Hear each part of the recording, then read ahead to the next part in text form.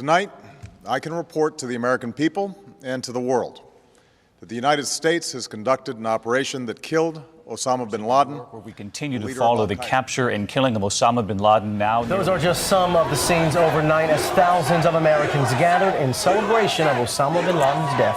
Former Navy SEAL Rob O'Neill says he has thought about the mission every day since that May Day in 2011. For multiple conversations you had with Rob O'Neill over the past year and a half, how'd you get access? And you described that his head kind of exploded when you hit him. I actually hit him 3 times because I shot him twice when he was standing and once on the ground. That is the fucking American badass right there. Go, go, go.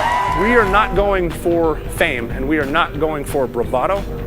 We are going for the single mom who dropped her kids off at elementary school on a Tuesday morning, and then 45 minutes later she jumped to her death out of a skyscraper. If you need help, hang up and then dial your operator. I'm Rob O'Neill, and this is the Operator Podcast.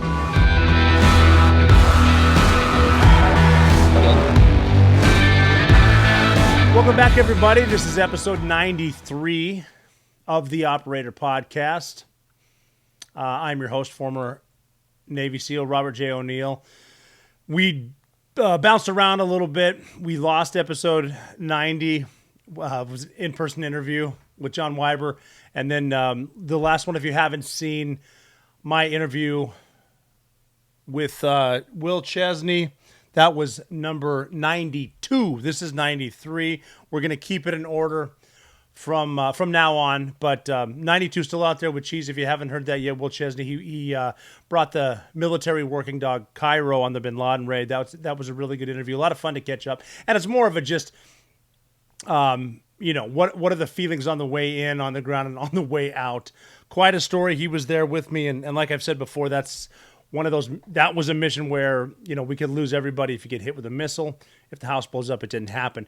I'm enjoying interviewing people. I got a really good interview today. I'm with my friend and teammate Andrew Sully.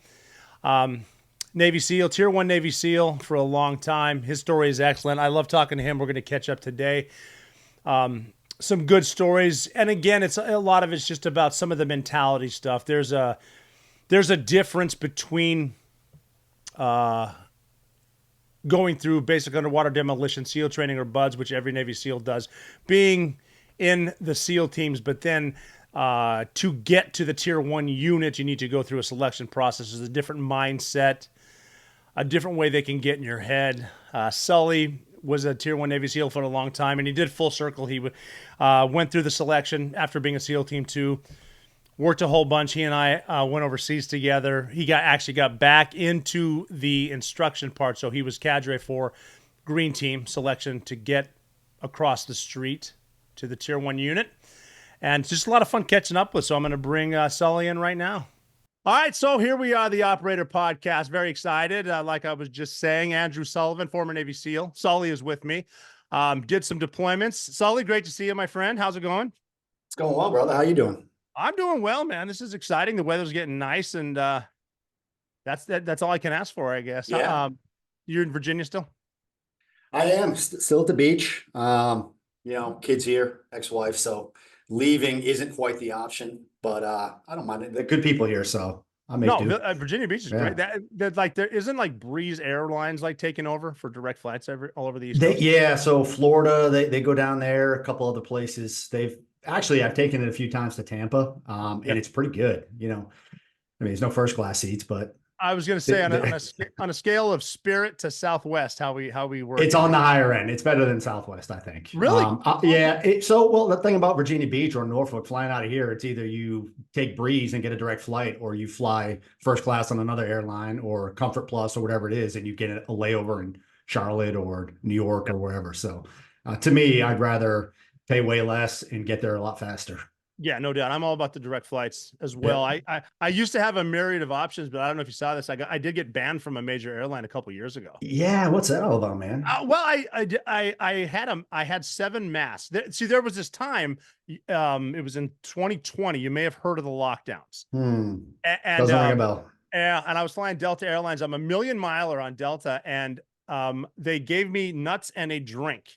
And I took the mask down. I said, so let me get this straight. We're good with COVID without, and she said, yeah. So I took a selfie and tweeted it like an idiot. And I had mass, man, but they didn't care. I was in the air for like 2 hours and I landed and I got a text from my wife. What the fuck did you just do? I'm like, why? And she's like, well, you made headlines and something's going to happen. Anyway, can't fly Delta, but Breeze is You made a bad decision. That never happens, right? Oh shit. Oh man. Yeah, I made a bad decision. No, that's true. It happens to the best of us. It does. It certainly does. Yeah, so you and I worked together for a while. Actually, at the tail end of my career, I got to deploy together. That was fun. We had a good time. We'll get into that. Winter deployment. Yeah, that's a great troop. Yeah, walking to Chow in the snow, not the best scenario. I didn't appreciate that. Didn't someone like tear their knee up, slip in a fall? Oh yeah. I think it was walking to Chow because it was. Yeah. It was. I remember. It was that Fob Shank, correct? Correct. Yeah. Yes. And it was always dark, and we worked at night, and it was icy. You couldn't tell where you're going, and someone did. They fell hard and ate shit, I think. Yeah, like had to have surgery. Sent them home. I think wasn't it like CO or something? Shit. Probably. Always off. Yeah. Who knows? I'm totally jumping ahead here. One of my favorite memories of that deployment was someone sent us a package and we had the Big Lebowski party. Do you remember that? They sent the robes and the stuff to make White Russians. Yeah, I do. That was in mine. Your hooch was next to mine, but we had. Rob, you can't drink on deployment. Everybody. We were virgin White Russians. So milk. We drank milk. And we used snow instead of ice. Correct. Yeah, it was a whole thing. Like when you were a kid and you make the little ice cream out of snow. It's kind of like that, but White Russians. I think, that's general order number 1 is you cannot drink on deployment. Yeah. Hey, we're retired. Yeah, it is what it is. Yeah, but hey, I do remember that. We actually had some good times. That was kind of towards the end where things were starting to trail off. So you had to find ways to entertain yourself besides 2-a-days and whatever else we were doing. Guys playing video games and stuff. So we were playing Halo. You didn't play. No, I wasn't a big Halo guy. I had a life, and I think I wanted other things besides playing video games for 8 hours a day. First of all, I don't think that's fair. But, it is not fair. I'm just giving you guys shit. You know what fucked with me though is because I was getting good. I don't know which, that was my last deployment with Silver, and I learned how to play Halo maybe in my first deployment in 2005. And I think a Terp taught me in JBAD, but I took that as I was at that point at least a brown belt in Halo. Yeah. But then they all stopped and they started playing Call of Duty. Yes, and I didn't know how to play that game. That kind of screwed. I felt like we lost a buddy at that point. Maybe, which is about as close as we came. I remember I tried to play a couple times and I'd get on there and I'd get my ass kicked. And you can't just jump into a game with people that play all the time. Because we don't like not being good at stuff, and we're very impatient. So it's immediate gratification, and I would lose instantly. So I gave up. I watched movies and played guitar and worked out, and I thought it was fun because the way your buddy's name is on the monster that just killed you, so you get to hear about it at Chow. Yeah, it's true. It's true. Go ahead. Go. I was going to say, I think it was the pump before that where they were playing. What's the one with the zombies? Is that Call of Duty? No.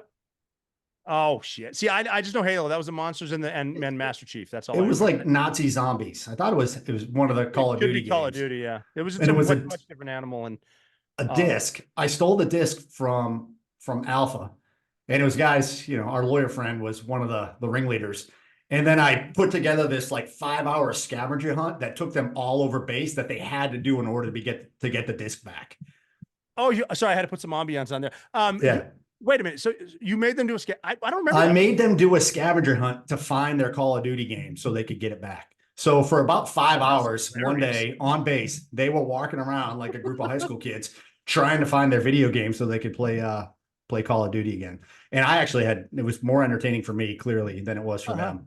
Find the Afghan cook missing his left arm and ask him. It was everywhere. They had to climb like one of the guard towers at one point to get a clue. Yeah, it was pretty good. You know what? One of my honest to God, one of my biggest regrets from that deployment was the Super Bowl.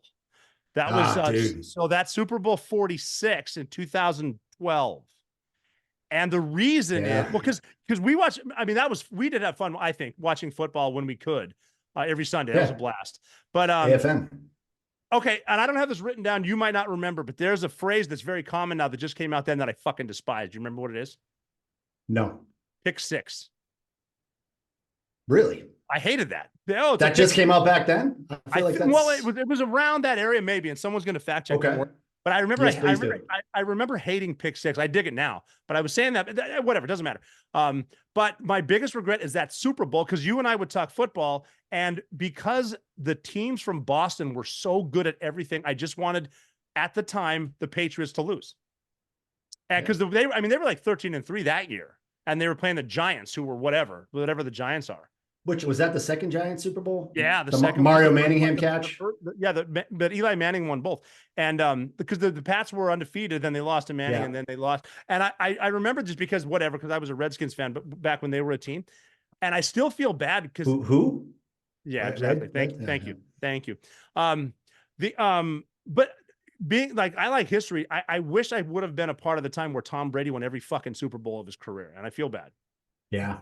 No, that was a tough one, being removed, and I knew 100% they were going to win that game. And obviously we had a hardcore Giants fan with us. I remember him. That one. I know exactly who he is. Great fucking dude. Yes.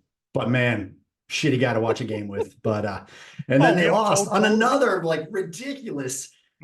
Eli shit something out of his ass, and it turned into a first down and go on to win. But I guess if you wanna win, don't let it be close. So seriously, don't let it. Yes, do not let the refs decide. Don't let it. Yeah. Don't let the. Yeah. Oh man, that's true too. I wasn't with you guys when the incident happened with Brady, but I did get to meet him a few times after that. Yeah, he's a great dude. Oh, he's awesome. And I think meeting him made me want to go back in time and have, not back to Shank, but to have the Patriots actually crush the Giants every time. Yeah, I mean, I guess you can't win every year, right? We'll take our Super Bowls and we'll share some for some other people. What is it, 7 of them? It's a lot. I think 6, right? Because Brady got his last one in Tampa Bay. Yeah, they've got a few. Yeah, they did 1 or 2.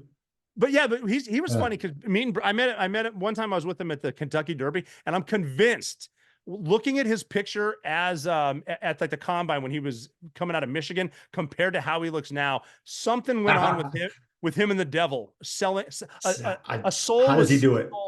Because he ran a faster 40. Did you see that? He ran a faster 40 this year than he did at the combine. I'd buy it. He's my age. Like.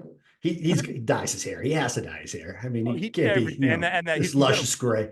He's got a Roman nose and a jaw like Rattlepick's Cobb, man. That guy. When you're breaking up with movie stars to marry supermodels, and then who knows what's next? Probably a dude just to say he can. He's going to marry a guy or something. I don't know. Has he? Why not? Has he had a mustache? Like, because the mustache game has got to be strong. No, I couldn't possibly think of a time we had facial hair. Well, that would be a good move for him. Can he grow facial hair? Maybe. I don't know. He can do whatever he wants. He can. Yeah, well, absolutely. No doubt. His beard would have a fist. like the Fu Manchu and 2 fists on either side. I like it. Right. So there we are. So that's 20 years. Can we just get a little like a start off? Because I always ask people how it started. For me, it was an accident joining the Navy, but you joined after 9/11, correct? Correct. Yeah. So I was actually through just a weird series. Obviously, I grew up in Massachusetts, and I ended up living in DC when 9/11 happened, and I was working for Enterprise Rent-A-Car, of all places, which I can't speak highly enough about it. I actually learned a great deal about running a business. Really? I worked with a bunch of recent college graduates, so it was work hard, play hard kind of atmosphere, which we know a little bit about it in the teams. But definitely. I remember being in a BMW dealership when the first plane hit the tower, and just I had been thinking about the military for years, and for me it was just, do I want to give up my life and risk going to buds? Maybe I make it, maybe I don't make it, or what if I don't like it and I'm overseas? It's just a commitment, and I couldn't get myself to pull the trigger for years. And I even watched Navy SEAL with Charlie Sheen, and I still didn't pull the trigger. Can you believe that shit? How about that picture right there? Signed No. by the man. I actually, when I got it from him, because he was a JG in the movie, and when I thanked Sheen, I called him Admiral, because at that point, I mean, because that movie's what, 1990. He's got to be old now. Yeah, and probably a 1-star. Like, Maverick was just a captain. Yeah, I mean, he was a good guy, so he probably got out as an 05, right? Yeah. Yeah. He was a good dude, so he definitely. I'm kidding to my officer friends. I'm kidding. So what was okay? What was the you said the military was always kind of there. What was the inspiration? I mean, not the inspiration. 9/11, man. No, I no, literally I mean, before 9/11, you said it was going to be an option. Was it like your grandfather? I don't being a know. or what? I think a lot of it was realizing I wasn't going to play baseball for the rest of my life or a sport. And, I was always good at sports, but I was never great. And I was never going to be good enough to play at any level above what I did. And, but I always wanted to be in that team atmosphere, and I wanted to do something good, and I wanted to be successful, and I wanted to be the best at whatever I did. So there was always in the back of my head of being a SEAL. I always had that in my head or really nothing else. And it was just pulling the trigger. And I sat there in that BMW dealership watching people just carry on their lives and knowing that, okay, this is big. And then the second tower gets hit, and I'm thinking, damn, I have to do something. I shouldn't be here right now. And I like feeling guilty that I was working and sitting in this BMW dealership and watching these people drop their BMW off, and really couldn't be bothered with what was going on because they had other things to do. And the next day I'm like, I went looking for a recruiter, and that was it for me. And let me get on the first plane I can to get out of here and send me to Buds. And which part of DC were you were in DC on 9/11? So I was in Maryland side of DC. Okay. Because I was asking about you thinking the Pentagon. No, I was living in Bethesda, Gaithersburg, like between that area, Rockville. No, I'm just saying, like, because you see the towers get hit, and then it's like right there, though. So that's Oh yeah, it was right there. And for me, it was personal, and I wasn't married at the time, but I had someone that I believed I was going to marry, and I ended up doing that. And I talked to them, and she was supportive, and that was it for me. Then it was, I'm going to do my 4 to 6 years and get out and go back to my life. And 2 decades later, here I am. That is funny. The thing is, if you want to make God laugh, tell him your plan. That's kind of how it's, it's something else might come up too. Because that ruined my joke. My joke was going to be, join the military, or that I have to live in Massachusetts forever. And now you'd love to live. I mean, who does? How many guys since, we went up there and did our training have since gone out and moved to Boston? We go to Cape Cod all the time. I love Cape Cod. Cape Cod's like the enlisted man's dream, because there's no one really sexy, awesome. But we're all there with our shirts off. It's all good. It's all good. Yeah. And it's great for about 6 months out of the year. And then, you go somewhere else in the winter. But I mean, It's simple. Dunkin' Donuts is open all year round, so you're good. Yeah, but Dunkin' Donuts is spread. It's like a disease, like Starbucks. It's everywhere. But Dunkin's different, because there will be 2 of them on the same block on the same side of the street. This is true. This is true. Yeah, and you don't get looks. You can always get a Lucy out front. Someone will give you a cigarette. You get with that Ben Affleck commercial. That's what I'm thinking. I'm dying watching that one. Oh, funny. That one gets me. And then the Tom Brady one where he goes into Dick's and is like, aren't you the guy in the poster? No, you're Ben Affleck or whatever he is, Matt Damon. Yeah. He's like, I am the guy on the freaking standee. That's so funny. Yeah. Boston, you know what? We're going to get into tactics later. What movie I love okay, I can't sit there and just pick apart tactics because it'll ruin the movie. But if something blatant happens that it just destroys it, the Town I love, right? Yeah. Great movie, Boston, everything, but like really good cops, really good bad guys. The great story. It's in Fenway at the end. They're trying to get out. That one damn cop takes a shot with his AR-15, and then he cocks it like it's a goddamn bolt action rifle. Does he really? I had to turn. I don't pay enough attention. I had to turn the movie off. I couldn't finish it till the later. That just ruined it. But some of the cops in there were actual Boston cops, not actors. I don't know if that was one, but no. That was a tactical scene that someone that was advising that movie screwed up. Said this is what you need. Hey, maybe he had a jam in a different scene that got cut. You know what? Clearing his jam. Let's give him the benefit of the doubt, Rob. I would actually buy that. That could have been edited where someone's doing a tap rack bang or something. Okay. All right. I apologize. Now you have to go watch the movie and you have to write a letter to the producer. I love that movie. The movie's awesome. You should just write a letter to the city of Boston and say, hey, I am sorry for shitting on your film. I didn't shit on the film. Don't call Delta. We got this. Yeah. Oh, shit. Yeah, but you know who else loves Cape Cod, and it's proof that the ocean's not out to get you, is the great white sharks. They love Cape Cod. They do. It's actually a pretty common thing up there. I always tell people before they go there to go on the shark tracker apps just to see what they're getting into. Most definitely. Those are great apps. Mm-hmm. Yeah. And you got to figure those are the ones that are tagged. Oh, exactly. Yeah. And with sharks that I've noticed, like the ones that are tagged, obviously they're older, and the older sharks are better. It's the juveniles that can really screw you up because they like to be they're in the shallow waters. They're hunting skates and rays, and that's very murky water. But there's a certain side, like up near P-Town and everything, and then right down to Chatham, I think there's a lot of sharks. If you get in, whatever. I mean, spending a lot of time in P-Town, are you? I've never been there, but I want to go. No, I'm serious. I think it would be gay for two reasons, like gay happy, and then the other gay that they're known for. I mean, it is really cool. It's obviously for people that don't know, it's kind of the gay capital of the East Coast, like the San Francisco, and I spent my summers on the Cape growing up. Even when we were little, we would just go camp in a tent, right? Which I refuse to do anymore. But oh fuck that! That was your job. You travel around, like you hit P-Town, all the shops, and it's gotta be a blast. Truro Beach. It's beautiful. You could drive your trucks out onto the beach, and you're there all day doing your thing, and then you drive back to your campground. It's a beautiful place. I love it there. Oh yeah, me too. I got married on Cape Cod. I heard Fitzy went, right? Fitzy did go, yeah. Fitzy. Yeah. We'll get into Fitzy. He says I love Fitzy. Thank you. Well, you're the reason I met Fitzy. It's true. And then one of the best days of my life, Fitzy invited me and some friends to Boston for St. Patty's Day, and we went to Southie. Oh, good times. And the two things I remember, I brought my buddy Shorty with me when for some reason we were staying near the garden, and the cops picked us up in a marked car, and like he's basically driving down the sidewalks with shit going on. I look at my buddy and he's kind of freaking out, and he's like, aren't they going a little fast? And the cop driving goes, oh, we got to get you to the back yet. It's almost to capacity. So that's the first. Walk you right in. Yeah, they watched us right in, and Fitzy's there, and everyone's like, what's up, Super? I'm like, I guess Fitzy's pretty fucking important. Yeah, Fitzy's the shadow governor of Boston, a term we like to use. Yes, the guy knows everybody. Shadow governor. I brought them to Montana. He killed his first deer on the Powder River with us. No kidding. Yeah, boy, we had a time there too. I'll tell you what, we had a 2 or 3 story cabin on the Powder River, private land that some rich dude let us borrow, and we had a 50 cal, like a single shot 50 cal, and shit ton of deer, muleys, and whitetails, and then a bunch of whiskey. Like, we had a blast. That's awesome. I was in your hood 2 weeks ago. I was up in Montana. 2 weeks. Which part? Bozeman. So Bozeman's great. There's a nonprofit called Big Sky Bravery. I don't know if you've heard of them. I'm not. Check them out. Yeah, no. So what they're doing is like decompression trips for active duty soft.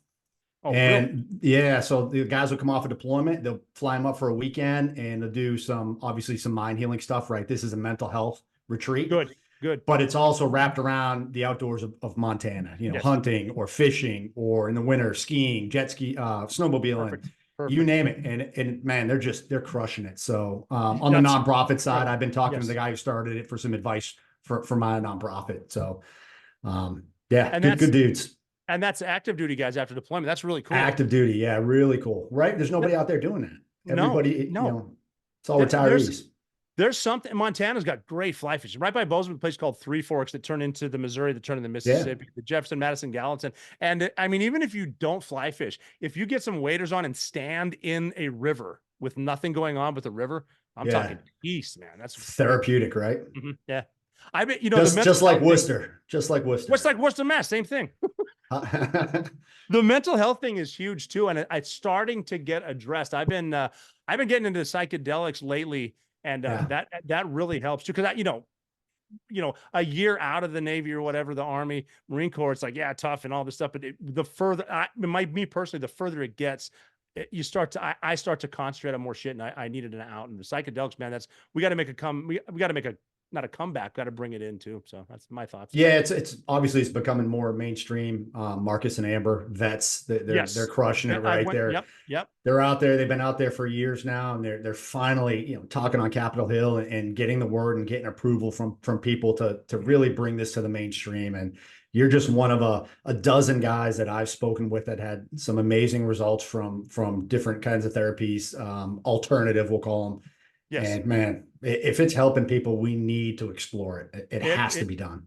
1,000%. Vets actually, they got me to Mexico. I went back in November of 2023, and I did ibogaine, which is a psychedelic, but I'm telling you, it will cure addiction and shit like that overnight. It's incredible. Marcus and Amber are doing such a great thing too. I gotta talk to them more. It's amazing, and that's totally just helping everyone in it. Like there are dudes that have gone down there, the typical veteran, whatever, you did this or you whatever. They went together, come back best friends because it kind of gets shit in perspective and what's actually important. Really cool. Yeah.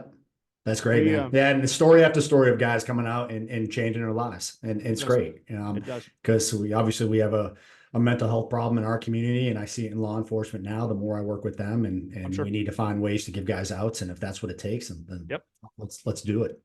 Well, being Navy SEALs, I think we had mental health issues before. So quite possibly, and we actually played. It probably helped us a lot at our job. We played off that quite a bit. Yeah, I'm crazy. Who would be sane to go do the shit that we do? At least everybody else around me is too. So okay, back to 2001.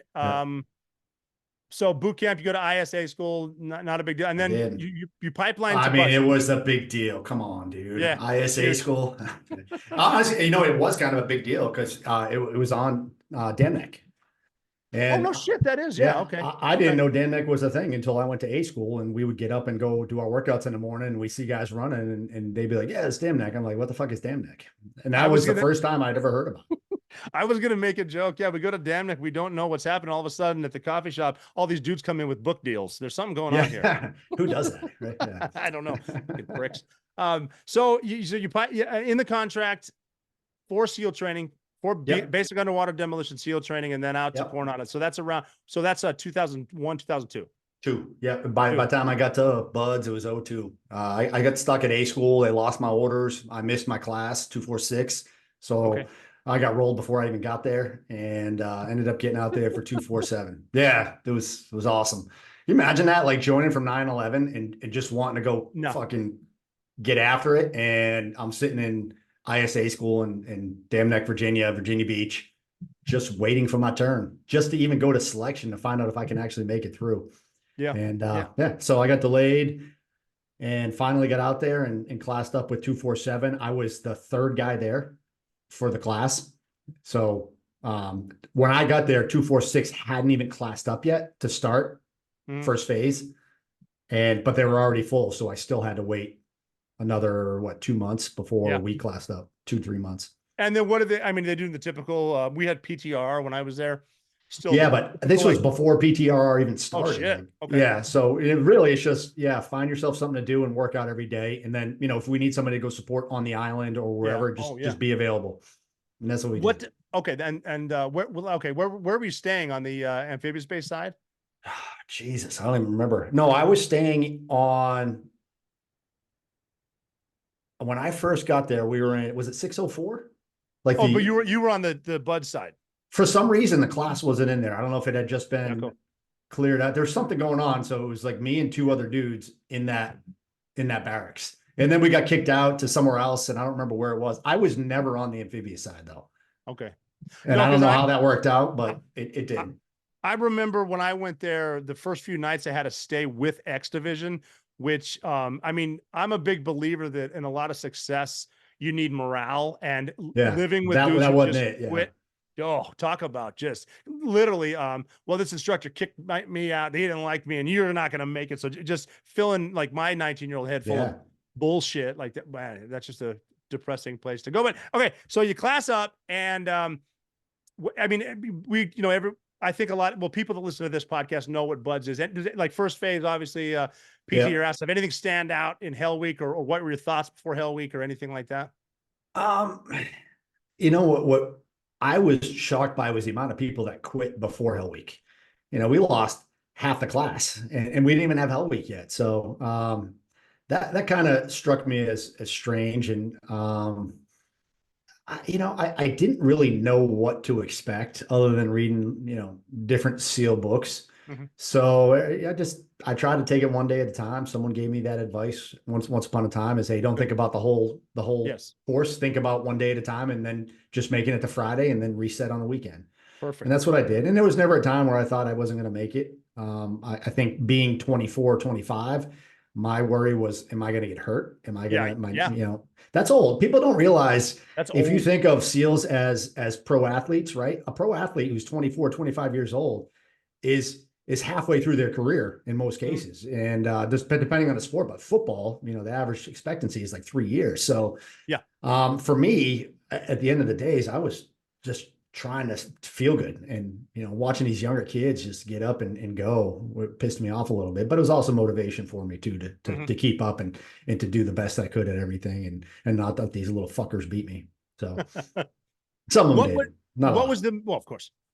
How was the motivation as far as watching so many dudes quit? Is it like, well, shit, I guess this isn't as hard as I thought, or honestly, I didn't get motivated by people quitting. I never even crossed my mind. I didn't care. I cared about who was with me, and that motivated me more. Was that, ironically, all the guys that went to A school with me all made it through.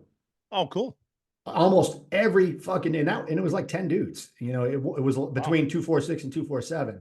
And I was more motivated by the fact that my friends, my peers were crushing it, and I was crushing it. That's awesome. And it didn't really bother me seeing, like, I wasn't like, oh yeah, all these guys are quitting, I'm going to do good, I'm going to keep going. Out of sight, out of mind. Once they were gone, I didn't give a shit about them at that point. Not to sound callous, but we had focused on what we had to do, because for me, and I think I would imagine anybody right after 9/11, the motivation was getting overseas and taking the fight to the enemy, right? That's all I cared about. Yeah. No, that's cool too. That's a good team guy attitude. I mean, even like Hell Week, I remember 6 other guys because that's all I saw under the boat, but that's all that really mattered is those dudes. Yeah. Yeah. No, I can tell you my boat crew in Hell Week most of the time, because most of the guys made it through. Yeah. That's funny. Yeah. But because the older you get, you had the last hard class. I heard it when I went up to. Well, was hard for you? I heard a dude, I think he was the Master Chief running breaching at Fort Pickett, and he said, and I stole his joke, I've said it before, but he said, yeah, my bud's class graduated 2 dudes and they made us fight it out. That's a good one. He's probably old enough that nobody remembers his bud's class, right? Yeah. That's back. We had like 2 no shit Vietnam guys running like Fort Pickett and Fort AP Hill. Yeah. And just rolling in the cash because they had some sort of deal with the chow hall ladies or some shit. I mean, we were early enough on that we were still doing Bud's tactics we were still doing Vietnam tactics in Bud's and SQT, right? STT, SQT. Yeah. And, shooting up flares, IR flares instead of using nods. Like, that's how long ago it was. And really, it wasn't until I got to the East Coast that I got my first set of nods, and was like, oh yeah, this is way easier. Let's do this. Well, that's something too that you can't get complacent with your tactics, because it may go to something like that, because because of like the Afghan withdrawal, they have nods now too. And that invisible laser works both ways, except it's easy for them to see where it's coming from. So, and what happens like with an EMP and all of a sudden your GPS doesn't work? Can you use a map and compass? Well, but the one thing I remember too was right after Roberts Ridge, right after Neil fell out of the helicopter, because we were doing the whole stand up, pirouette, peel left bullshit. Everyone's like, no, you fucking stay down. And we're going to figure out, shoot and scoot. Watching the tactics change is kind of cool. It's one of those, I always hate hearing people say, well, this is the way we've always done it type shit. Yeah, no. And then, so for me now in law enforcement, that is more prevalent than I've ever seen before. And it's something we as knucklehead team guys learn every time we go into a different country, right? We took Vietnam tactics and tried to use them in Iraq or wherever. Right. We took Iraqi tactics and tried to use them in Afghanistan. We take Afghanistan tactics, we try to use them in Africa, and they don't work. And at some point, I think we started to figure out, okay, we need to be more progressive in how we train and understanding our enemy and being able to adjust our tactics and SOPs to meet the demand of the battlefield that we're fighting on. It's really hard to do when you think about it. Well, especially when you're dealing with the leadership, because they did it that way. So we're going to do it this way. Yeah. I had a new guy in a platoon at SEAL Team 2 where we were doing CQB close quarters, where it's just run as fast as you can, whatever. And this new guy said, well, should we maybe slow down and pie the door? And we're like, why the fuck would we do that? New guy, what do you know? All of a sudden it's like, well, maybe we should consider that, because the first 4 guys just got blasted by a barricaded shooter. Right. Yeah. And that's what it took. And then obviously, I still see it. I got out and I taught when I did get out, I spent about a year doing for-profit stuff, and I ran the CQB portion for one of the tier one assets through a contract, and one of the other instructors was an older school guy, before our time, and he just couldn't fathom the deliberate clearance, like the slow pan. Just couldn't wrap his head around why we would do that. And I'm like, I've done this real world. Yeah, it saves lives. And I'm not saying you do this every time. There is a time for dynamic. There's a time to go fast. There's a time to go slow. There's even a time to do both, right? And there is every other room. It could be that. Yeah, just couldn't get it in his head, and was like outwardly talking about how bad it was. And I'm like, hey man, we're working this contract. These are their tactics. Like you can give your advice, but at some point you got to teach the stuff that they're teaching.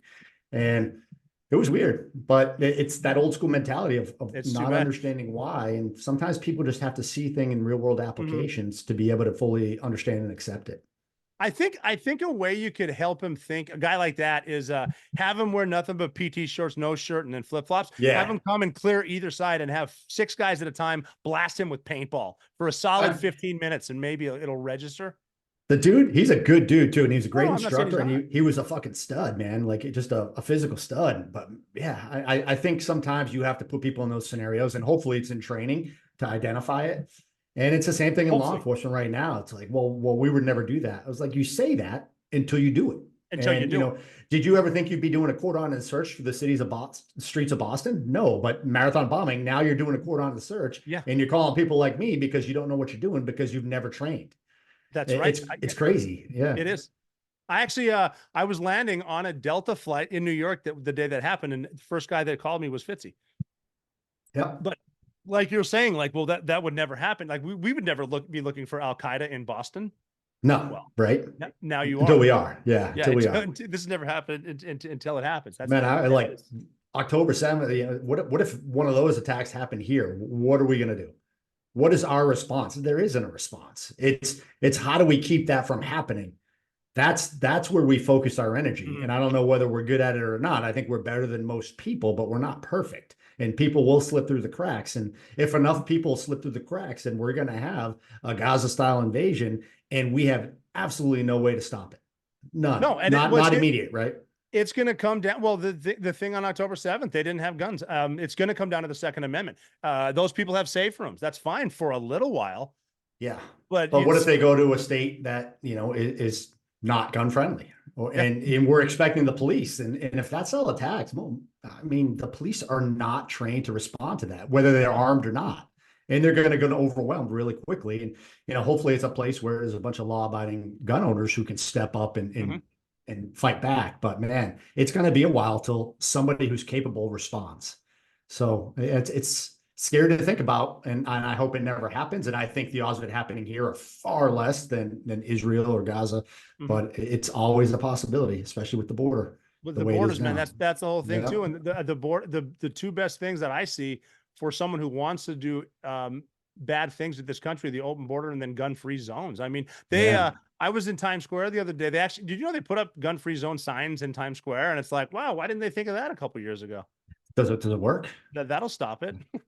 So before we get into that, I want to get back. So Buds, you go to, because Buds, we don't need to talk about, no, there is one thing I want to talk about. I heard you mention one of the first guys to quit in your class was like a world-class triathlete. Is that true? Yeah. Wild. Yeah, definitely true. And I remember I knew because, he'd be drinking coffee while we were still halfway through the run. He was an absolute animal. Run, swim, it didn't matter. He was just a physical stud. And I'm thinking, I don't know what a team guy looks like. I've never met a team guy. I don't know. This guy, to me, seems like he's going to be a Navy SEAL. And if I can just keep up with him or mirror myself after him, that's what I was thinking when I first got there. And then he just walks up and rings a bell, and we're like, the guy hasn't struggled at all physically on anything. He just, I guess, didn't want to be there. So I don't know where he ended up. I never heard from the guy, saw the guy again. But yeah, you never know, man. You never know. Seriously, and they still can't figure it out. I've seen studies where they're like, we're going to figure out, do we put less people, more people? Do we? I think that Buds has gotten smarter as far as the preparation, some of the workouts stuff. But I mean, just that suck. Yeah, I mean, it's got to be a lot of mindset, I think. I think so too. And you can, and I don't think they change the standards, but I think they enforce the standards a lot more pre joining the Navy to hopefully get more capable bodies coming through the pipeline. And at the end of the day, it's really hard to assess the attributes, to quote Rich Davini here, to be able to find someone who nice name right? drop. Love that. I like Rich. I like his book. Check Yeah. it out. The Attributes, Rich Davini. But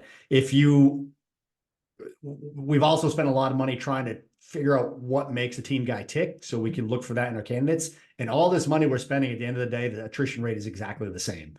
And I don't know that we're getting any better or worse candidates. We're getting the same amount. And yep. That's it. Which is kind of nice though too, because people are concerned about everything from the generation to the staring into your phones. There are great people out there still with the good, the good to go get there. And one of the things I've heard too, I don't know if you agree or disagree. People say like, well, it's best to show up and have nobody notice. My attitude was they're not going to kick you out for trying to win everything. Just don't whine. Don't act like a bitch. Don't talk like a cunt. And they call it the gray man, right? Like, be the gray man. If they don't know you, then you're good to go. I mean, if you're not standing out for being a dick off, then good. Yeah. But no, like the guy that won every run, they don't hate him. No. Okay, if you could, nope. This is an off the wall question. If you could talk to a dude so today's Sunday, let's say tomorrow is 1-1 day 1, week 1 of Buds, and give him just one piece of advice, what do you think that would be? I think the same thing I said a couple minutes ago is take it a day at a time. Okay. Because once you start getting overwhelmed that you have to do this for another 6 months, then you've already lost, right? Because it sucks. There's no one evolution, as you know, that's so hard that an athletic person couldn't do. Getting cold, getting sandy, getting wet. Yeah, it's not fun. It sucks. We're trying to look for certain people who are tough enough to handle that. But when you think about, man, I'm going to be like this, feel like this for the next 6 months, guys quit. So, true. Task, what do you call it? Compartmentalize, think about one evolution at a time, make it through the evolution, make it through the day, make it to Friday. And seriously, repeat. that's it. And then, seriously, repeat. And then you can go to Island Pasta. Oh man, do they still have all you can eat or what?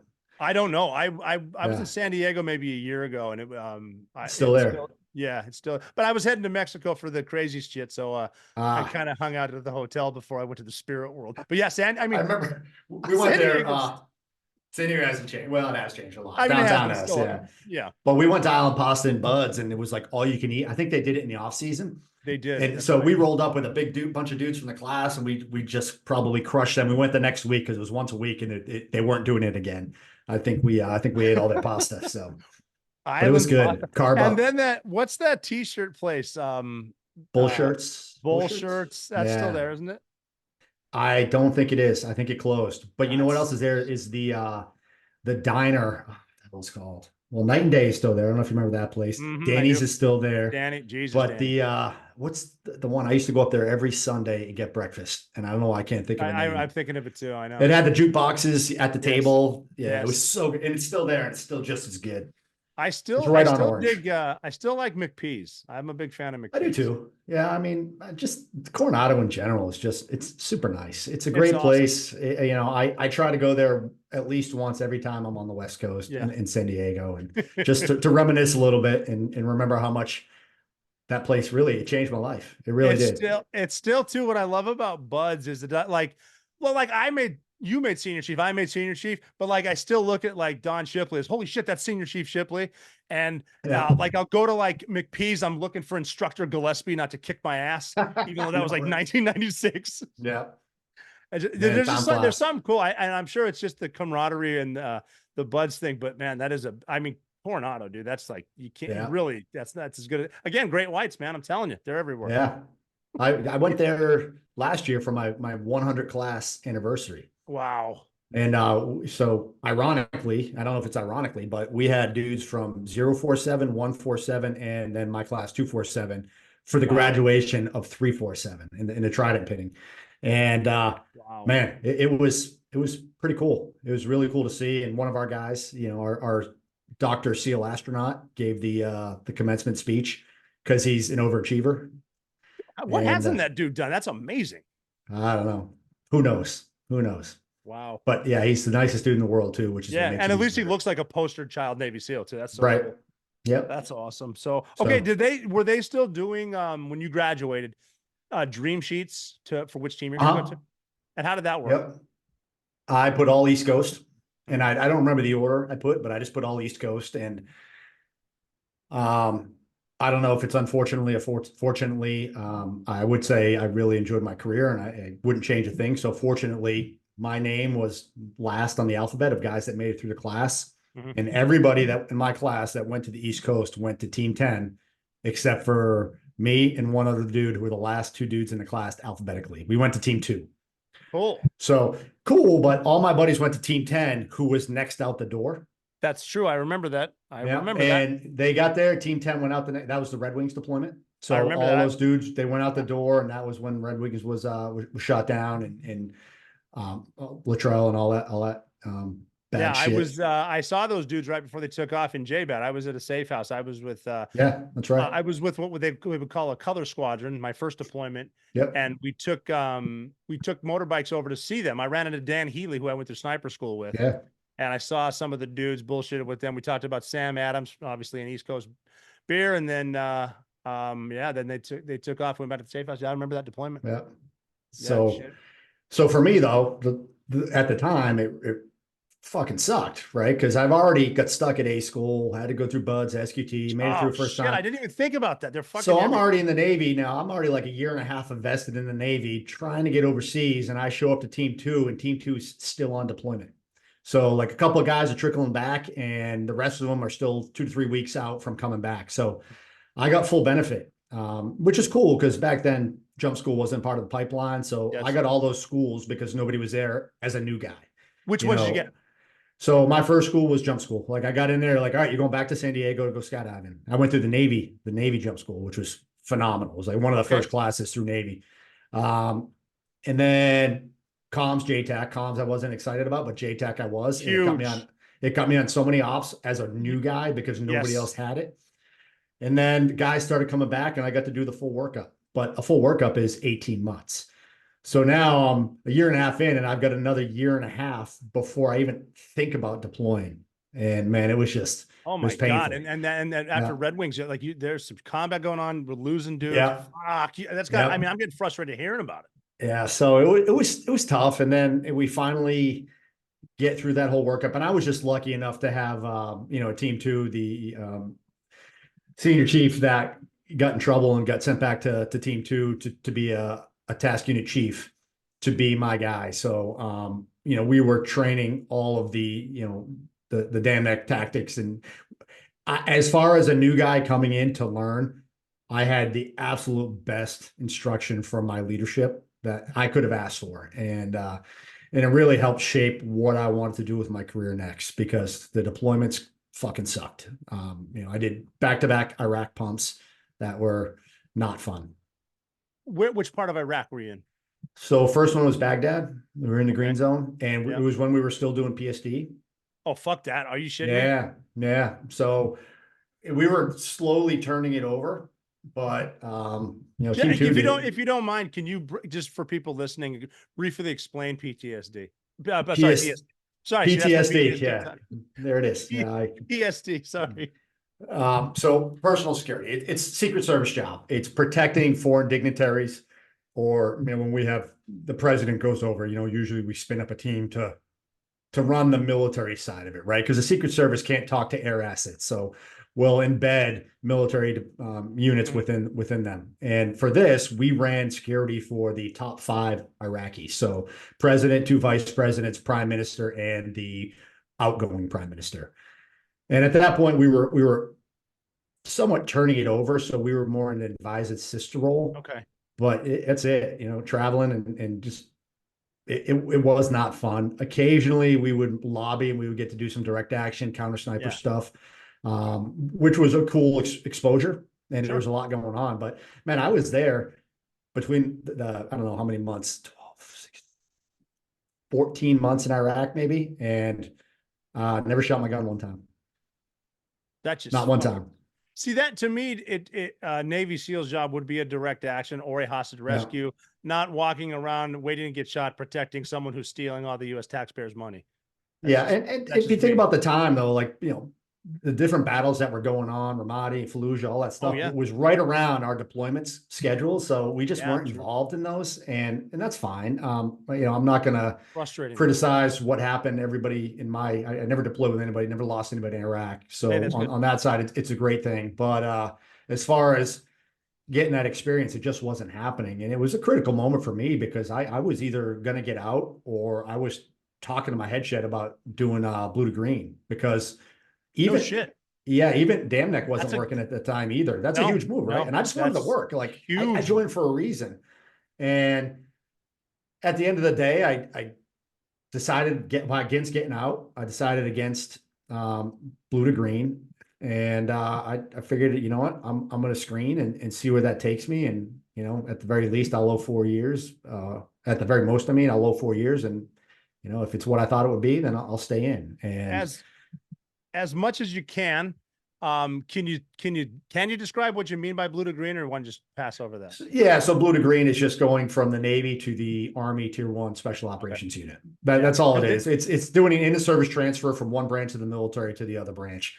And the reason for me at that time, and I would say it was something I talked about, it was never something I actually entertained, but it was the only special operations unit, Tier 1, that was working. That's true. And for our special operation, our Tier 1 unit was the only guys that were working, the ones that were TAD to those guys, to green, right? So yep. And they rolled through Baghdad several times. I'm thinking, damn, man, if those guys are working, I want to be there. And it goes back trying to chase it, right? And we're all trying to chase it to some degree. Yeah. And hopefully you've got some good leadership that steps up and says, hey, you can't chase it, right? You could go through that whole process, which is going to take another 1.5 to 2 years off of your progression, right? Because you're transferring, and you can get there and everything has shifted and you're going to be sitting on your ass over there. You just don't know. And I needed to hear that as a young, I was old enough at that point in time to be stubborn and bullheadish. And I was probably my own worst enemy at that 25, 26 years old, thinking I knew everything and not knowing that I didn't know shit. And, just having some really good leadership set me straight. And really what it came down to is, did I want to stay in and keep trying, or did I want to get out? And I decided that I hadn't done what I wanted to do when I joined, and I needed to stay in. And coming off of that second Iraq pump, that was it. It was just, I screened after my first pump, and second pump, I was home for a couple of days, and I classed up for green team. Yes. That's a hell of a mature move. I mean, and obviously, 26 years old, you think you're too old, and green was busy as shit. 04, 05, 06 in different parts. Rushing it. Yep. And then blue wasn't doing a lot. And I know from experience but just to make that strong, it's almost like going from buds where it's one day at a time. And now I got to make an over the horizon decision because I'm on the best track here. So that's good. I'm happy we got you.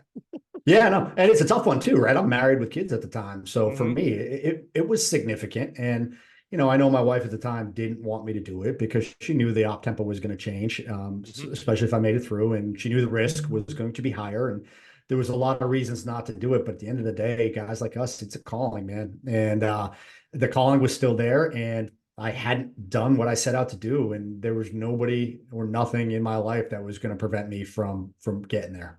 And, it's just the cold, hard facts. And it's hard to regret that. And I don't. No, you shouldn't. That's awesome. That's just cool. So screening now, you get into green team. What's that like? Oh man, walk in the park. Super easy. No, I'm kidding. I'm just sitting here like you're fucking kidding me. Yeah, I would go to Buds. I would go through Hell Week again before I would go to green team again. And the reason I say that is nobody quits green team. Nope. You get dropped. And the worst thing for a team guy is failure. And you're being told that you're not good enough. And as someone who's gone around full circle and ended up, being an instructor there, I realize that it's very specific, the criteria of what they're looking for. And a lot of great SEALs won't make it through green team because they don't have those specific attributes, not because they're bad at their job, not because they're not going to go on and do great things on the white side. It's just they don't have the certain skill set needed for that particular job, right? And I think Green Team does a really good job of exposing those attributes. And what that does is creates an unbelievably stressful environment for the student. And it's not necessarily the physical stress, but the mental stress. And it's wrapped around physical and failure and just the fear of the unknown. It's miserable, but it's also one of the greatest times that I would never want to do again. And, friendships I still have. Yes. Could not agree more. What do you think? What do you think two of those attributes are that they don't have? I think I can tell you the main one is the ability to solve problems under stress. Mm-hmm. And the ability to recover after making a mistake. That's huge. I think those two things right there, and it's kind of what I teach now to law enforcement. And what separates those tier 1 guys is they can do it really, really quickly. And it's not something that I think they get taught. It's something they have innate, and then they hone it in once they get there to make it even better. I agree. And some people just don't have the ability to do that on the fly. Right. They're analytical and they need to think about things and they need to make quality decisions. They can't just make snap decisions, live with the results, because they know if they made a mistake that they can fix it then on the fly. And, and if you think about it, that's CQB. That's exactly what CQB is. Right? There is, I tell every department I train now, there's no such thing as perfect CQB at any level. What separates the tier 1 guys from everybody else is their ability to identify problems on the fly and fix them immediately without having to stop. That's what makes them fast and efficient. That's it. And that's what they're screening for. Yeah, I agree. One of the ways that I put it is, are you the person who can make a mistake, forget about it for now because you have a job to do, worry about it later? Or are you going to worry about that mistake as you're still moving to clear that corner? And that's where you're going to screw up. Correct. Like we're going to handle this, but right now solving the problem is realizing it's not that big of a problem that is. Or Correct. And what people, a lot of people don't realize also the difference between the white side and then the tier 1 side is the stress starts with, because you said no one's going to quit. Am I the guy who's going to take this trident off my chest and bet that I'm going to make it to the next level? Or am I going to be the guy that is known for not making it, for failing selection? That starts right off the bat. And being judged by your peers and failing in front of your peers and realizing you're not good enough to do so. It's awful. The stress is absolutely debilitating. And so you watch a grown man who's already done multiple deployments and proven themselves in combat. And now they're standing in the fishbowl holding a pistol and their hands are shaking, because they get all these guys watching, waiting for them to fail. And, the criteria for failure it's like minute inches, and it's really hard, really stressful, but man, is it effective. It is so effective. I mean, walking like you said, with pistols, I remember, I think I did 4 deployments, and then I'm going through just pistols, 2-man entries, like you said, and I'm acting like I've never done this, and there's 25, 30 guys in the wrappers. Yeah. And I mean, you got to talk yourself out of that shit. Like, just do what you know.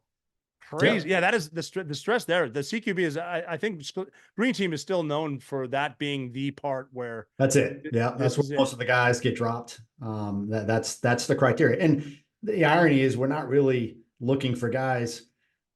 The CQB is just the mechanism, right? We're not necessarily screening for good CQB. Like, they are good at CQB, but we're screening for the attributes that make them good at CQB, not necessarily the active CQB, right?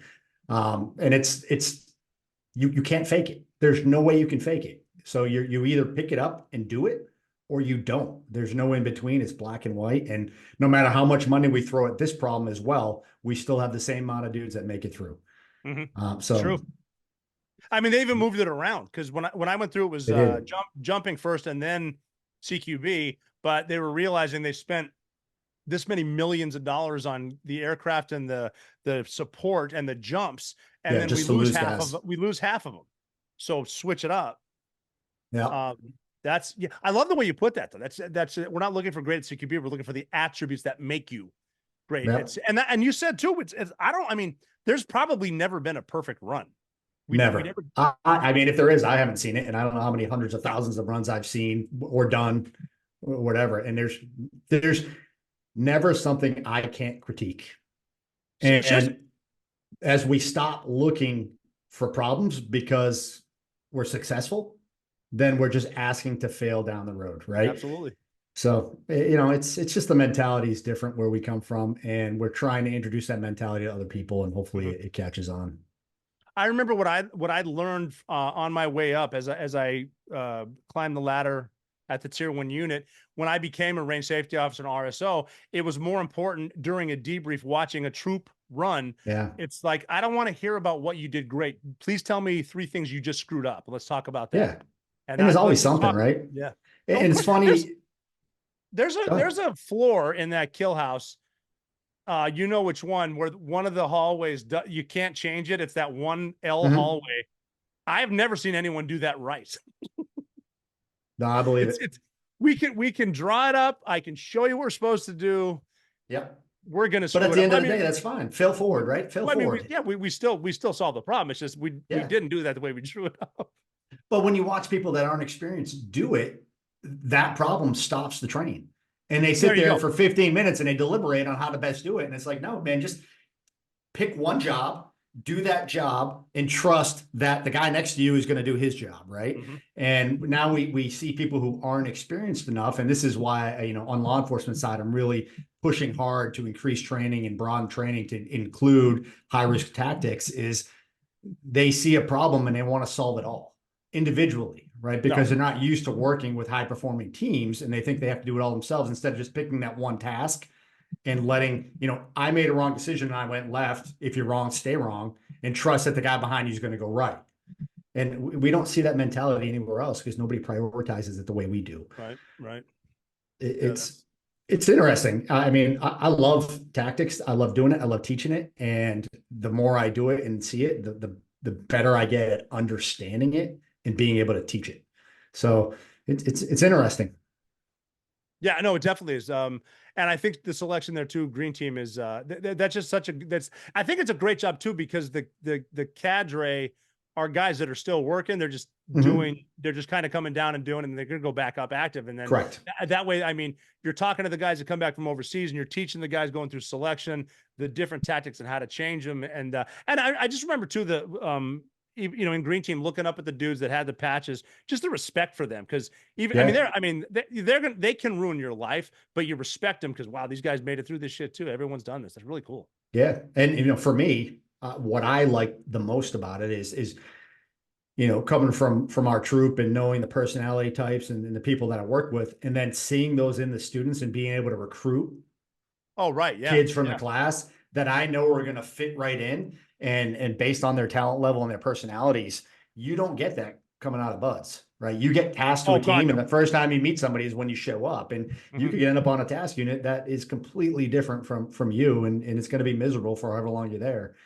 But here, if you're doing it right, and I felt like I did it right, is I'm picking at guys, not just because they're the best, but because they're really good and their personality or their work ethic, whatever it is, their qualities match the troop that I'm in. And I want to go on deployment with this guy.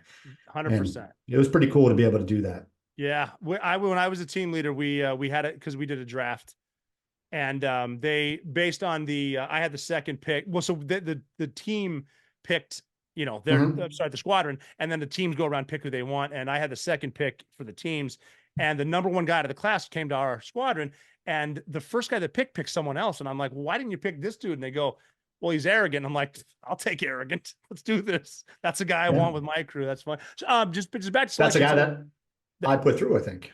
Yeah, it is. Yeah. I just want to talk about your first experience with the tactics, because during Green Team also we get into to jumping. What'd you think of those off the bat? Because when you guys went right into the night jumps and shit, right?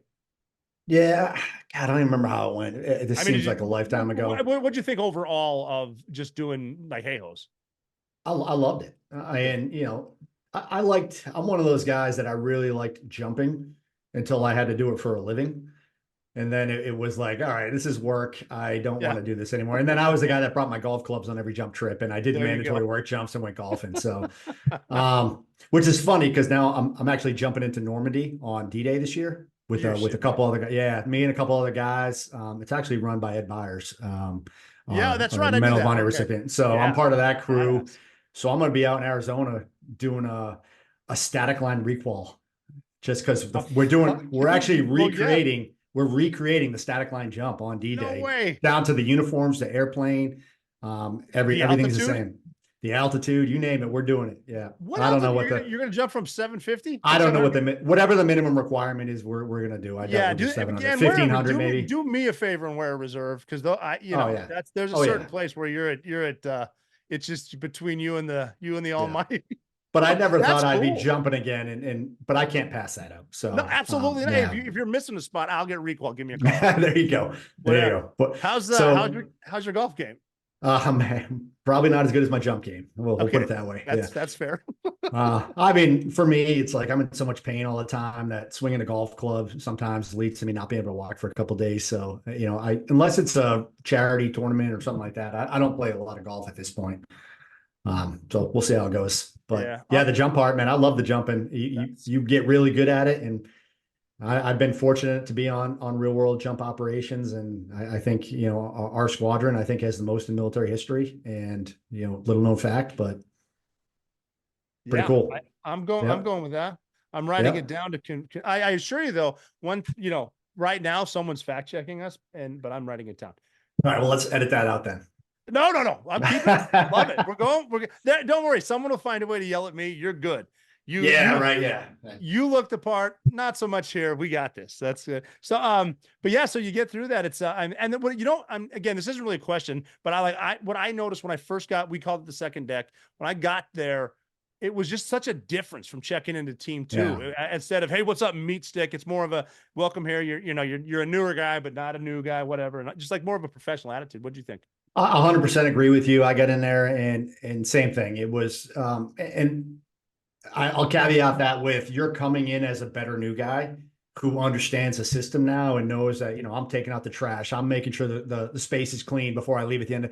And guys come in there knowing that, right? So it's just a symbiotic relationship, and you're there to learn. So it's mouth shut, eyes open, ears open, and take it all in, because at that point when I got there, like, man, the guys were just getting after it, right? So there was a lot of information for me to take in, a lot of things to learn, and be ready to go out the door at any time. And there's no messing around. This is why I was there, and like my first time out the door, I figured it out real quick. Okay, I get it. This is why I'm here. This is what we're doing, and thank God I screened and came over here. Good. Yeah, I remember thinking I am so fortunate because every single day I get to wake up and go work with people who are better than me. Absolutely. And it makes you want to be better, right? And I've said this on a couple podcasts, and I tell this to people all the time, is every day I woke up, I was going through selection.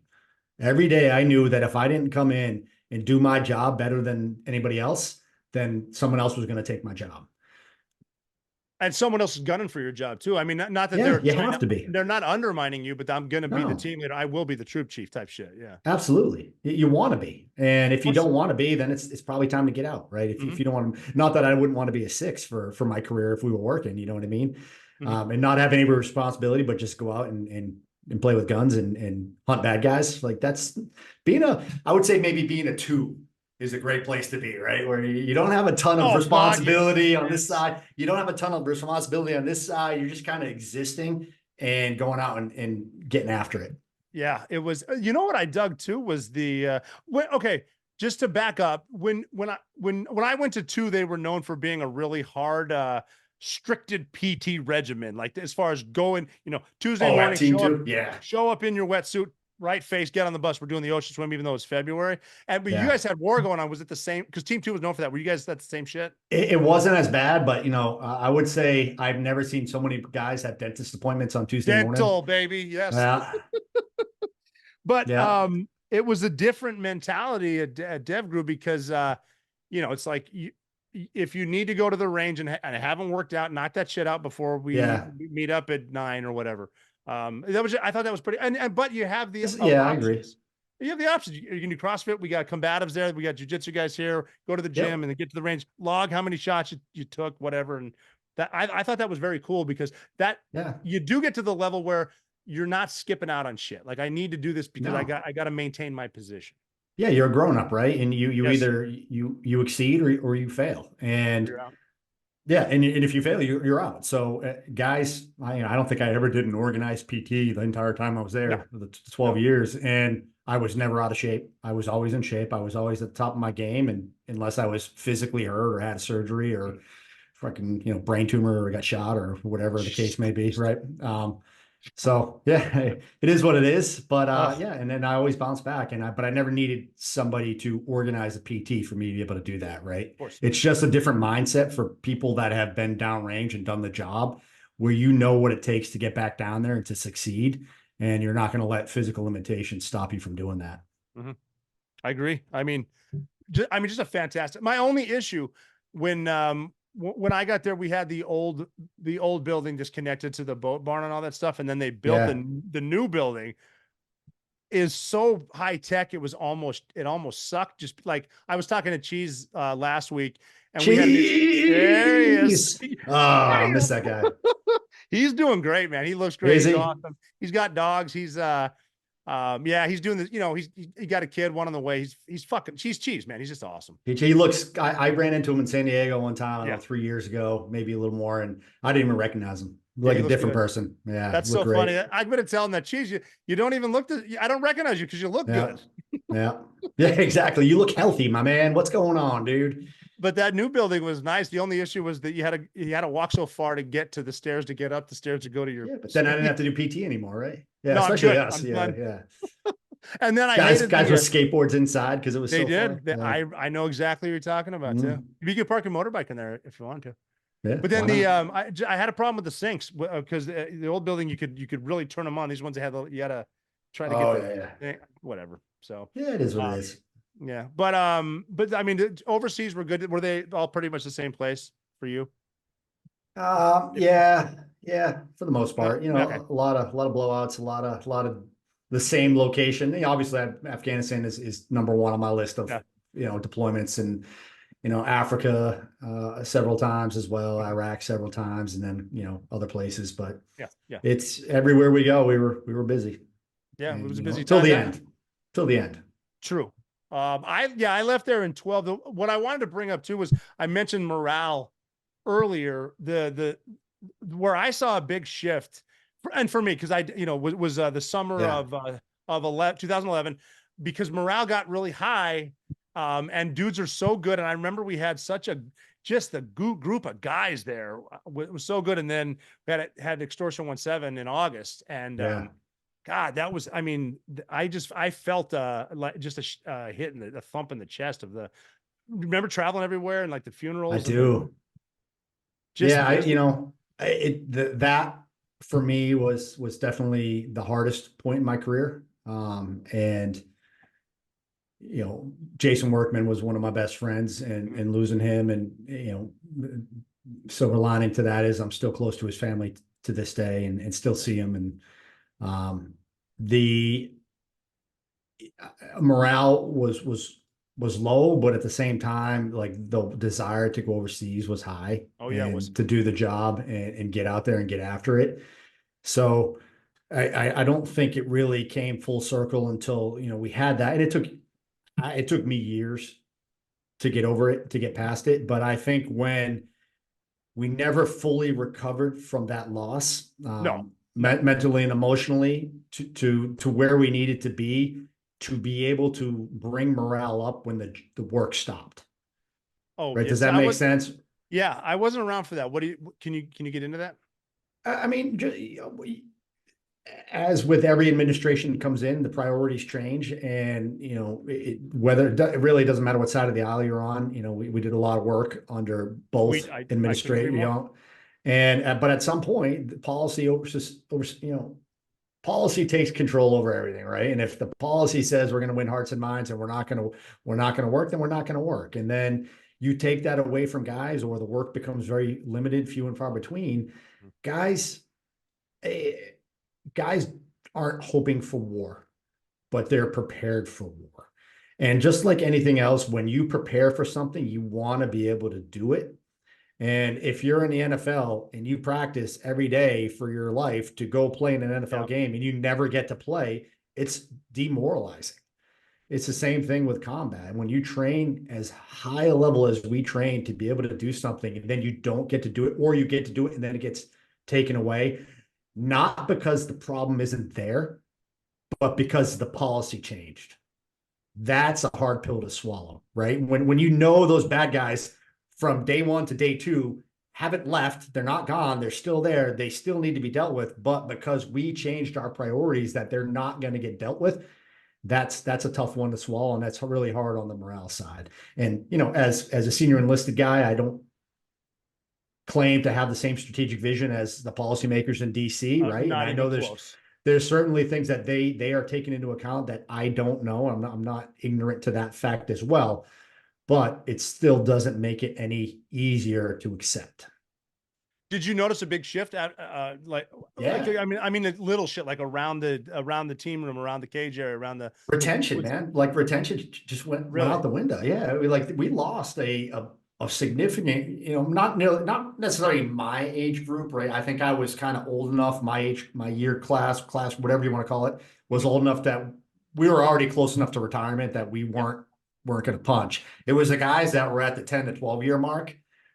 They saw the writing at the wall, and I don't blame them at that point. Well, why would you stay in and do an administrative job for the next 8 to 10 years when you can go out and get a real job? Get a real job, right? So, we lost a lot of guys. Morale was low for that. We also had leadership that guys didn't respect, and I know who we're talking about there, and came in making a lot of changes and not listening to the needs and asks of the enlisted guys or the guys below, and that affected retention and that affected morale as well. So, it was a tough time. Tough time there for what was it like? Because, and not that you need to because you signed a contract with the government, but what was the conversation like when, say, a dude with 12 years in, he says to like his team leader, "Hey, I'm punching, man." What is that? How does that sound? What does that go like? Does he get a lot of shit, or is he shunned, or what is that? No, not at all. I think how guys are. Like, we understand. You got to do at some point what's best for you. Right. And obviously, if you decide your heart's not in it anymore, then there's really no reason for you to stick around, because you're not going to be performing to where you need to be performing.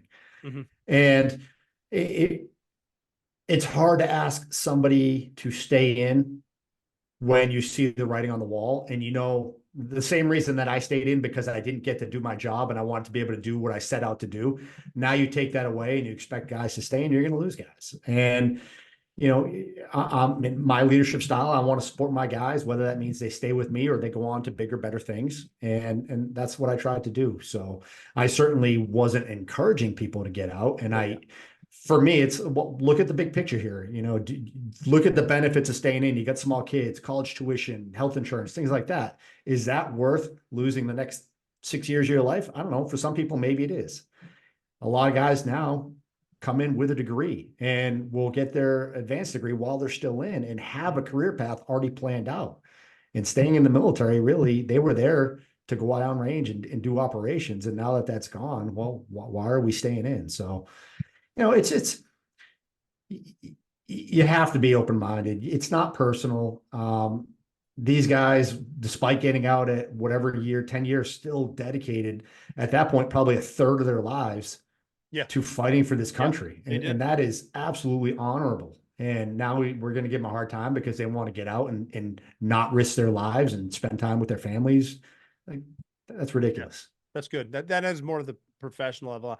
When I got out at 16 plus, like almost 17 years, 3 years of retirement, but it's like, it's just time. And it was good for me too. But I love saying, I went in through the front door, I left through the front door too. And kind of the whole, they don't know me anything. I don't know them anything, whatever. But I did get a really, really good op, and you were there. I think it was my last. I don't know if you want to talk anything. Just only time I've ever seen it. It was awesome. We had cigars. You remember what that was a good one. That was kind of a plan where we mentioned very early on that, like, do you remember how to use a map and compass? We kind of came up with this. Well, we could always set up this Vietnam tactic. When you're ordering like high level winter clothes that it's going to fucking suck. Yes. And I just remember sitting there in the snow freezing my ass off for like 8 hours waiting for this one particular thing happen. And then I don't know if you remember like the radio calls that it wasn't going to happen. And we're like, fuck, let's go help this person make this happen. And thank God it did. Thank God it did. And I remember I'm not really getting into it, but there, no one had, the wrong vehicle came. Yeah. In the middle of nowhere. Where did that? How does that happen? I actually, there's a picture of me in the snow wearing a Boston Red Sox beanie, and it is on the internet. And that was from a Boston cop in Lowell, Mass. And I look like a fat pig, and people said you're out of shape. No, it was just like 30 below zero. I've got a lot. That was my winter coat, man. Come on. Yeah. No, that was what was funny about that one. Not to get too much into the specifics, right? Obviously, I'm not one to talk about that stuff in public, but you know what I say, Sully, is I should have introduced us during this podcast. We have two professionals. One of us is silence. Yeah. Right. I'm talking about you, obviously. What was good about that is it was a full circle operation, right? And it's specifically for you who got out after that. Like that was your coup de grace, whatever you want to call it. But an L ambush is something you do in BUD/S because it's a Vietnam tactic that you never, ever really see this real world, right? And I've never heard of it. Got to do one, and it was fucking textbook. Oh, like God, it the literally odds of worked. that happening again. Yeah. The L ambush, it worked exactly the way Sun Tzu designed it in the article. Yeah. Somewhere he was looking down at us, I don't know if that's culturally insensitive right there. But this is my plaque right here. There's a shitty gun, there's a picture of us, and then up top it says the thing, it says, not your most historic, but your last. That's so awesome. Love that. That was a good one. It was worth sitting in sub-zero temperatures in the snow for 8 hours, whatever we were out there. And that was worth the whole deployment. 100%. That was a good one. If I'd have known any better, I'd have worn my Lebowski bathrobe just to get a Captain Morgan foot up on the whatever. That's so funny. I still can't believe that worked. It's almost like just we made it happen, and thank God the Taliban played along. Yeah, suckers. Yeah. So that was it for me, and then we talked about it after, but so then God, that was 11, huh? Yeah. No, 11, 12. That was I think that was right around February of 12. Yeah. God, time flies, man. It's crazy, isn't it? Yeah. So you got out in 20, right? 20. Yeah. So I medically retired at about 18 years. Okay. And it was the right decision. When it's time. And physically I was run down, and there was no way I was going to recover continuing to do the job. Of course. So I got out and I did what every good team guy does. I started my LLC and started contracting and teaching tactics. And that was Blue Force, right? So that's Blue Force. And the goal being, I really wanted to train cops. Obviously, cool. My relationship, yes. And we didn't really talk about it, but growing up in Massachusetts, Boston police, FITSE, when extortion got shot down, I was in Boston, and along with most of the team and the BPD, like bent over backwards to scoop us up and bring us back to their bar, and gave us a place to sit and to drink and to cry and to mourn while we waited for the list of names to come out. And that's where I was. You didn't even know the names yet. Didn't even know the name. This was like, I'm sitting there watching the Red Sox Yankees in Fenway Park. Jesus. And I get a text from overseas, and I walk up to the concourse and call, because me, I had good seats, right? So I walk up to the concourse and I call, and he says, "Hey man, 2 troops just got shot down. They're all dead." Oh God. And I'm like, fuck. So immediately, bat signals up, rally everybody, BPD helped us all, scooped us all up, brought us back. There was a line of cruisers outside this bar, and it's their own like police bar. And they blocked off the streets so nobody could come down there. Line of cruisers outside like taxi cabs. And, 1, 2, 3 in the morning, guys would just stumble out of there, throw them into a cruiser, get them back to the hotel, put the guys to bed until the last guy was gone. And then they rounded us up all the next day and got us to the airport and back to the beach. And then the whole process of going out and talking to families that started at that point. But so, and that was also where our relationship with the bagpipers came from as well. And I will forever be indebted to Boston Police and to the city of Boston for how they supported us in what was our darkest hour. So when I got out of the military, I knew I wanted to give back to law enforcement. And I knew at some point I wanted to do a nonprofit, but I didn't know what that was going to be. So I started Blue Force, the goal being to train police, but also military. And I realized within the first couple months that the people that I wanted to train couldn't afford it. And I was training military and government, maybe the occasional big city SWAT team, but on the police side, the only people I trained were like when I would go on the weekends and on my own time, and I would do it for free. And that didn't sit right with me. So, 21, I started coming up with the idea of, all right, how do we get the training and the knowledge into the hands of the people that really need it? Because we're watching on TV now with body cameras becoming more prevalent and closed circuit TV. We're seeing these cops go in and we're seeing them fail. And the public outcry, the defund movement, all this thing where they're blaming cops for these mistakes. And I'm watching it as the tactical expert, if you will, and saying they're not failing on purpose. They're doing exactly what we train them to do, which is really nothing. They get a couple hours in the academy of tactics and that's it. And then maybe 12 hours a year of mandatory firearms training, which is they train to shoot a recoil. And that's it. You're sitting there static and shooting. Yeah. And you're talking like beat cops now. You're talking about I'm talking about patrol officers, school resources. I'm not talking SWAT about teams. SWAT teams, right? But if you look at any critical incident, it's not a SWAT team. That's any exactly right. active shooter or active terror, domestic terror, it's whoever is closest is the first responder. That's very exactly seldomly, like 97% of the time, it's a beat cop. It's not a SWAT team. Yes, So I agree. the person with the least experience, period, is responding to the most complicated mission. And it's a Navy SEAL mission. It's a hostage rescue. Yes, it is. Something that we're very good at, right? And so I watch Uvalde. I watch all these incidents play out. And I'm like, well, why don't they know that? Why couldn't they have worked that out in training, which they could have? They don't train. And here I am profiting and saying I want to help these people. But now I know for a fact that they'll never be able to afford me. So that's where the idea for the nonprofit came. And first person I called was Fitzy. I'm like, hey, Of course. Paul Fitzgerald, retired superintendent of BPD, 32 years on the job. I'm like, what do you think the appetite would be for this in Massachusetts? And I did that strategically. 1, I grew up there. 2, I want to help Boston police.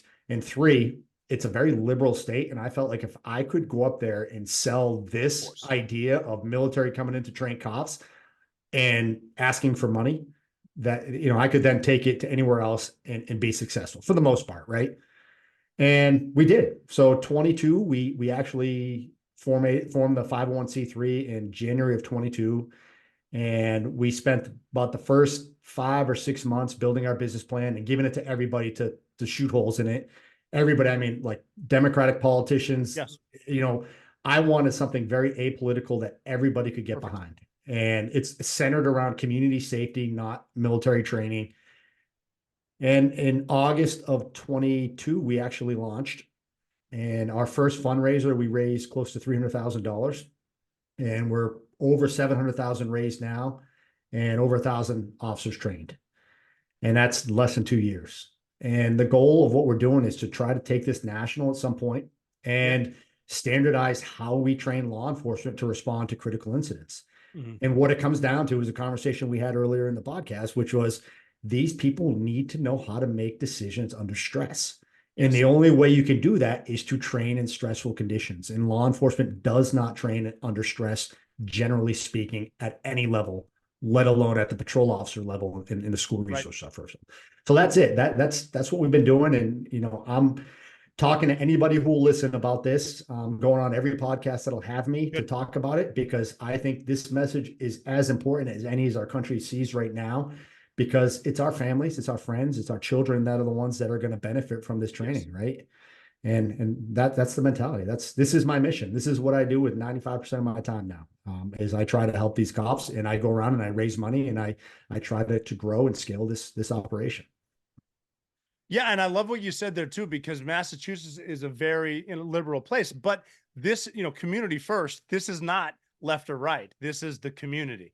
This is everybody. And if you have, and if you have this conversation, I mean, either side, you're trying to do just what's right, and I think everyone can get on board with this. I think that's brilliant too. Just simply explaining the way you just did to me with, they can shoot a quad, but they haven't shot a pistol under stress, which is a lot different. And we brought it up earlier, you and I, like when the incident happens, it's not the tier 1 unit coming in to do it. It's the closest guy to it who happens to be a B cop. And not that he or she is not a great person. The training is not there to, I mean, shooting a pistol is harder than shooting a rifle. They have pistols and you need to be able to, that's brilliant what you're doing. I think that everyone can get on board with this. What do you Appreciate think? it, man. Yeah. I thank you. And what I'll say is, I think generally speaking, law enforcement is doing a phenomenal job at the majority of what they do. What we're talking about is that less than 1% of the time where they are asked to perform above and beyond what the job description is. And really that's what it is, right? If you're being asked to put yourself into a situation knowing you may die, there's not a lot of people in this country, in this world that will willingly do that, right? And now we're asking you to do that without training. And that's exactly what's happening. And when you don't want to do it, don't do it, can't do it, fail, we want to take your job. We want to throw you to the wolves. In some cases, we want to prosecute you and put you in prison. True. Right. And, I'm not talking about the Derek Chauvin or those. I'm talking about incidents where you are doing your job to the best of your ability. Maybe you shoot when you could have had other options, but you don't know you have other options because nobody's ever taught you those other options. Right. I love when your president, and not to get political, when your president goes on TV and asks police officers why don't they just shoot him in the arm or the leg, right? Clearly, that tells me that they aren't treating this situation with any kind of respect whatsoever. And they don't understand the nature of the job that the police are being asked to do. Because if you talk to one person who's ever been in a critical incident, and we're talking about a physiological response to stress, you shoot center mass. Every time, right? Like, because it's you don't want to miss. And what you're doing by encouraging that is you are actually increasing the risk to the people around in let's say a school, right? Now you're telling someone to shoot for an arm when physiologically they don't have the motor function to be able to do that. And now they send a round downrange into a child because, you got the president on range encouraging people not to shoot center mass because we're trying to save lives, not take lives. That motherfucker deserves to die the second he started shooting at people. So it's a huge ask what I'm doing. I understand that. There's a lot that goes into it. I am as much an advocate for reform and training of police officers as I am trying to help police officers. And it's significant mission. It cost me about $25,000 a week to do this, to train about 30 to 35 officers. And there's over 700,000 officers in the US. Yes. So do the math on how much money this takes. So when I talk about raising 700 grand, that's gone like that. Of course. And the biggest hurdle I have right now is the fundraising and trying to put money in the bank to train cops and trying to find corporate sponsors that, you would think Walmart, Home Depot, grocery stores, all these places that have had these incidents would want to get behind this because we're providing a better option to respond. Yes, you are. And until someone comes up with a cure for mental health and the gun situations, right? We're always going to need to respond to these incidents. They're not going away. And and that's it. So I'm going around trying to increase awareness and for people listening, where do they go right now to check this out and raise awareness? Because even if people can't make donations, they can retweet, they can tell friends, they can get the messaging out, right? So c1p.org is my webpage, and you can go there. You can learn more about our mission, see some of our previous trainings. My Instagram page, which you can get to there from the website as well, but it's community_first_project. And my personal one is Sully_C1P. Okay. C1P. That's as good a start as any. And then, for any law enforcement listening, if you want to talk to me, if you have questions and want to think about, hey, how do we get you out to our area to train? You can reach me directly through the website. Just, reach out now, whatever the link is on one of the tabs. It's talk to us, and that goes directly to me. I check it every day. So we're happy to help. Do we have the money to do it? And there's stuff that we can do that doesn't cost a dime. You know, I have departments where I just go through and I review their tactics. Like, let's look at your SOPs and your TTPs, and is it dated? Is it accurate? Do we need to change anything? And that doesn't cost a dime. It costs a dime when I have to start sending out instructors and teaching. Right. That's awesome. That is so cool. And your hat's kick ass, by the way, too. I'm rocking this one. I had to the old man version right here. I saw you wearing one. I don't know where I saw it on you, but I'm like, I really need to get one of those because that's just kick ass. You're one of the guys that has artistic ability. I do not, so I didn't come up with this, but it's badass. But c1p.org is the site. Yeah, you can even buy these hats online too. That's what I'm saying. Go do that too. Check it out, hats, and we got shirts coming out soon as well. So all that is just money that goes to training. Like, I don't profit off of this whatsoever. Everything I bring in goes right back into the law enforcement community, and we're trying to help somebody out that really, really needs it. Yep. That's too important. Sully, I cannot thank you enough. It's so good to catch up with you, brother. Very you too, cool bro. what you're doing. I will be in touch very soon. Everyone, c1p.org. Wow. Thanks, Sully, for coming on the show. That's a hell of a story. Incredible foundation we've seen with recent events, how important it is for our law enforcement to be trained and be ready to do the job they need to do. Shows you what training is important and what's not important. We didn't get into the recent events in Charlotte, North Carolina. Major event there. 4 law enforcement officers were killed. 4 more were wounded. 3 guys from the U.S. Marshal Fugitive Task Force and a deputy were killed and shot out with a felon. We didn't get into it because of, obviously, with the families, it's so new. We want truth to come out. You're going to hear the left now try to use us saying guns are the problem, when obviously felon having these guns is the problem, illegal guns and stuff like that.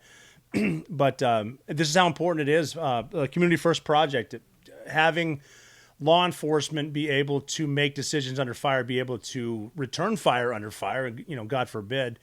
But you need to shoot under stress. That's what Community First Project does. And I hope you go check it out. That website is c1p.org, c1p.org. Go check that out and, forward it to your friends. Awareness and funding. It costs money to train our law enforcement, and we're seeing it now more than ever. So check out c1p.org. I hope you enjoyed this podcast, and we see how major events can come out of nowhere on a random Monday. Try not to get complacent. Always stay prepared, and you're never out of the fight.